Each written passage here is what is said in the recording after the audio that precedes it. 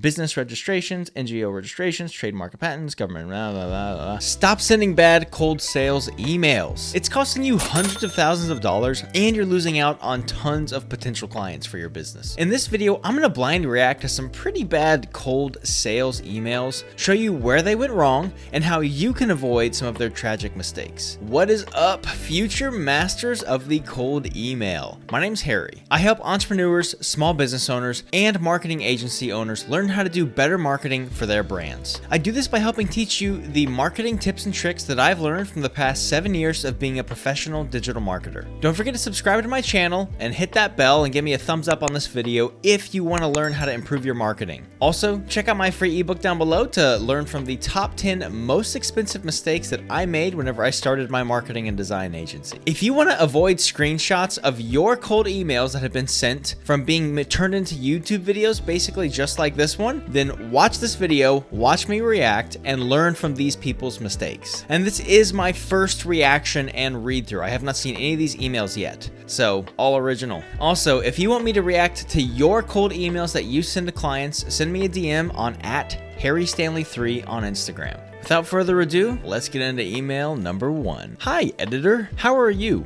I'm blankety blank, working as a PR manager for our agency. I'm here to be a guest contributor at blank. It would be great if I get an opportunity to do so. As a PR enthusiast, I thought you might be interested in a guest post. Please let me know if you think the topic would be a good fit for your blog, and I'll get right on it. The content will be relevant, and you can expect the content within a couple of days. I look forward to hearing your thoughts. With regards, blank. Hi, editor. Who is that editor? I don't know. How are you? I'm blank, working as a PR manager for our agency. I'm here to be a guest contributor at blank. Well, there is either a typo missing. It'd be great if I get an opportunity to do so. Boring. As a PR enthusiast, I thought you might be interested in a guest post. Why is guest post capitalized? I have no idea. Also, that looks super salesy. I don't see much value for me if I'm an editor wanting a guest post. Please let me know if you think the topic would be a good fit for your blog, and I'll get right on it. Well, what topic exactly? The content will be relevant and you can expect the content within a couple of days. I look forward to hearing your thoughts. With regards. So a lot of really weird stuff going on in this email. Number 1, you want to know exactly who you're addressing. If you say, hi, editor, that's awful. If I see that anywhere in any of my emails, hi, marketing director, I'm deleting that thing and reporting it as spam immediately. Get out of here. How are you? Do you actually care about how they're doing? No. This email has a lot of fluff and nonsense in it. And really, just get straight to the point. I'm blank, working as a PR manager for our agency. That one's fine. I'm here to be a guest contributor. I don't know why guest and contributor are both capitalized. At blank. They left out where they're supposed to be a guest contributor at. It'd be great if I get an opportunity to do so. That sentence is absolute nonsense. They're focusing on themselves instead of the benefit that they're going to give to this editor of this blog, basically. As a PR enthusiast, I thought you might be interested in a guest post. That is really salesy in general. That also doesn't tell me how are you going to help me, really. Like, there's no benefits as far as, okay, if I let you be a guest contributor, how is that going to help us? What are you going to do for us? Please let me know if you think the topic would be a good fit for your blog, and I'll get right on it, right? So the emailer doesn't have confidence that their content or topic is going to be relevant. So they're relying on the editor to decide that. I want you to sell me. If you're going to sell me in my email, tell me this topic that I'm writing about would be perfect for your blog that you have on your site. I believe this content is more relevant and more up to date than what you currently have on there. They're just saying this is all general information. There's no specifics. Give me the value. Tell me how you are going to help improve my blog and why I should let you be a guest contributor on our site. The content will be relevant and you can expect the content within a couple of days. I mean, you could get way more specific, right? All content written and produced has a 48-hour turnaround time from the initial request. Give them like a big selling point. Give them a couple of days. A couple to some people is 2. A couple to other people is 7. It just depends, right? So give them a specific number to base it off of, and they can see it. If that's a bragging point, oh, we can do it in less than 48 hours. That's probably a good selling point as to why they should choose you to be a guest blogger on their site. I look forward to hearing your thoughts. With regards. What a weird way to end your email. With regards. What kind of regards? Warm regards? Cold regards? Overall, this person gets a D- for their email, because the main issues, they didn't talk about the value. There was a lot of fluff, and they didn't talk about the benefits of why this editor should choose to work with them as a guest contributor. They really left out all the value, all the meat, and just have a lot of fluff and general sentences and statements in there. Moving on to email number 2. Dear Jordan, you are receiving this email because we have connected either via LinkedIn or at a local event. Get specific. You should remember where you connected with Jordan. My company, Blank, is a boutique digital marketing agency located in Blank, and our passion is helping businesses connect with their customers through the internet. I'm already getting sold, right? So boring. Don't sell me from the beginning, just cut straight to the point. Because you are in my social and business network, I wanted to introduce you to Blank monthly newsletter, which provides updates on the latest digital marketing news, trends, and hot topics to help grow your business. If you do not wish to receive this information, please click the button below to unsubscribe and remove your name from our list. For those who are interested, I hope you find these tools helpful as you navigate the ever-changing online world. Thanks. Biggest issues here is this is just one big, really salesy, spammy email. Like, there's just cut straight to the chase. If you could give me a one-liner that would say, Dear Jordan, if you're wanting to grow your business, subscribe to our monthly newsletter where we provide marketing tips and tricks for people just like you. Do a one-liner like that with a link to subscribe and you'll be golden. Also, putting the unsubscribed statement in the actual email is awful. Put it in the footer of your email or somewhere else. Don't put it like below your signature or something so it's way more subtle. Putting it in your actual email just makes it look way beefier than it actually is. It adds a whole nother 2 lines of text to your email. So once again, they say Dear Jordan, they address Jordan, but they don't actually have this email personalized for Jordan. This is a general email blast. It's a cold email, right? So if they were to personalize it, they would have a much higher success rate if they could have said one specific thing about this person's business. So what they could do on LinkedIn is, instead of just getting people's names and their emails and then putting them on this big email list, they could get the name of that person, the email of that person, and a specific fact that they noticed about their business on their LinkedIn page, and throw that specific fact in the email sequence as well. And they can use a tool like Limlist or something like that to do this, to populate fields with other information in every single email associated with a unique ID on a Google Sheet. So this just looks like a really spammy, salesy email that is going to have a super low conversion rate. All right, email number 3.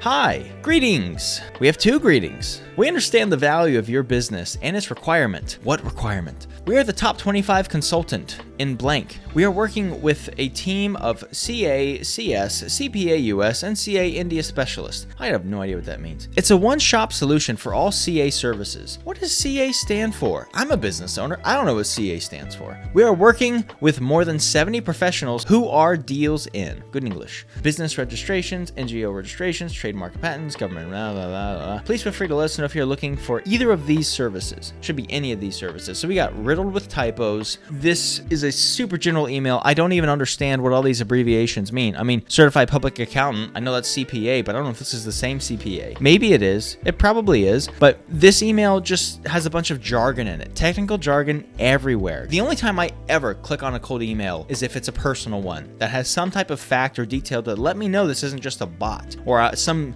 spammy email coming through my inbox. They need to have something personal in there, because this is just a really boring, technical jargon filled email that is going to have very little interest when people see that subject line. They don't even talk about what problems they're going to solve, right? All they do is talk about, we offer these services. Nobody cares. Just tell me what problems you are going to solve of mine as a business owner. And they had lots of typos. So, I mean, we're seeing a common trend here with these emails. You need to focus on the benefits that you are going to offer to this potential prospect or lead. Email number 4. Dear Authority. Oh, sounds exciting. Double your business in just 3 months. I'm getting sold. I tell you what, is it possible? This is the definition of a sales email, and a really bad one. Just add core SEO to your website. Buy Blank. Just Google him and let him know more details. Give me your website URL. On behalf of his company, Blank will come up with a complete free SEO suggestion. Last 3 days. Thanks and regards. All these emails are legit emails that people send out, and these are for marketing agencies, PR agencies that try these cold emails, and these are absolute dog water. First off, Dear Authority. What does that even mean? Who's the authority here? Double your business in just 3 months. Boom. I am immediately turned off by that line. As soon as I see that, I'm out. Yeah. It's possible. Just add Core SEO to your website. Is this a plugin? I don't know what this is, right? This is just a mess. This is very confusing. Give me your website URL. Why don't you just already have their website URL? You know, this is just a terrible, generic, general email blast. Whenever you send out these one-size-fits-all emails to people, unless you're like offering promos or coupons, like a retail store like JCPenney's or something, these kind of emails from marketing agencies where you just blast it out and you have technical jargon in there and people don't know how they're supposed to take action on this, your conversion rate is going to be insanely low or zero. You're not going to get any conversions because this, if it looks like spam, it smells like spam, it probably is spam and people are not going to want to click on it. Email number 5. Hello, sir. Happy face. Thanks for connecting with me on LinkedIn. It's great to meet you. Happy face. Please let me know if I can contribute and help you out in any way to achieve your personal or professional goals in the world of creativity. Happy face. Also, I noticed in your profile that we share some common interests and skills, and I'll be glad if you would like to share your ideas, information, and interest about the same. That is such weird wording. Maybe you can tell something about yourself or your work. Looking forward to learning more about you. Happy face. Thank you. I can't tell if this person wants to date me or they want to provide a business service to me. They want to find out my common interests, my skills. They want to share ideas. They want to help me achieve my personal goals. This is all over the place. Like, what is the value proposition? What are you, as the professional digital marketer, going to help me solve? What's the service? What's the pitch here? I don't even know what they're trying to sell me. They're just trying to solve my problems? Well, my wife and I have been fighting, so could you help us solve our marriage problems? Like, what are you trying to help us solve? I don't understand what the value proposition is here. What are you trying to sell me? What's your pitch? I have no idea what they're trying to sell me because they beat around the bush in this entire message. All they need to do is say hello and put the name of the person. Hey, Kevin. Hi, Kevin. Thanks for connecting with me on LinkedIn. I noticed that your business blank has been posting some great looking social media content recently on your LinkedIn page. Keep up the great work. I have a great idea that might help you bring in more clients through your LinkedIn page, and I'd love to share some of my thoughts with you. Would you be interested in growing your business by using your LinkedIn page more? There's your ask. There's your pitch. You're already telling them, this is what I can do to help you. I can help you bring in more business by improving your LinkedIn page and your content strategy, or whatever the offer is. Just get straight to the point. This should be like every cold email, in my opinion, if you're a marketing agency owner, should be 2 to 3 sentences max in this email. All you should be doing with your cold emails as a marketing agency owner is grabbing the attention of someone, showing them a piece of value that you can do to help them make their business run better, make them more money, and then see if they're interested. Should be 2 to 3 sentences max in every cold email that you send. Email number 6. Hi, blank. Excuse my persistence. Whoa, but I am very excited to introduce you to my company, Blarney Ventures, and see if you'd be interested in discussing how our sales and marketing services can help your company gain traction and accelerate growth. Allow us to help you strategically position your company's sales and marketing efforts for success. I would love to make an introduction for any opportunities you may have now, or just get acquainted in case future opportunities arise. What opportunities? Would you be open to setting up a call and learn how our services might benefit your company's growth? Thanks. What does that even mean? Gain traction? Where are we going to gain traction? And accelerate our growth? Well, what are we accelerating from? How is our growth? This cold email doesn't identify any specific problems. It's really general. It's really just general filler information. If you want to grab the attention of people you are doing cold sales emails to as a marketing agency owner, you need to keep them short, you need to keep them sweet, and you need to focus on the benefits of how you can help their business. Don't try to write this big lengthy sales pitch and include a lot of technical jargon, because people are going to click away or report it as spam immediately. I know this because I'm a marketing director and I get at least 30 to 40 spam emails about every day. I report 95% of them as spam immediately. The other ones, if they're personalized, short and sweet to the point pitches, I take a look at what their software is and what they're trying to pitch me on because they grab my attention.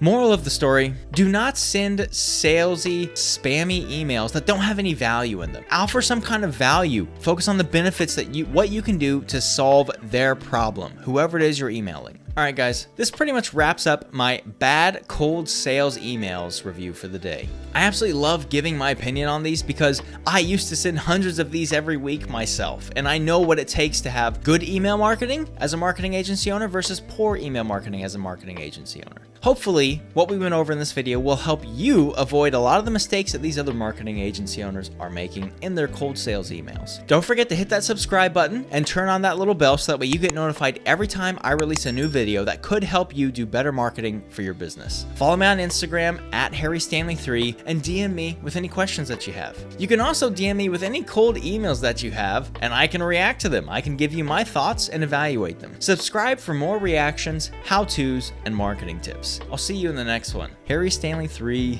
out.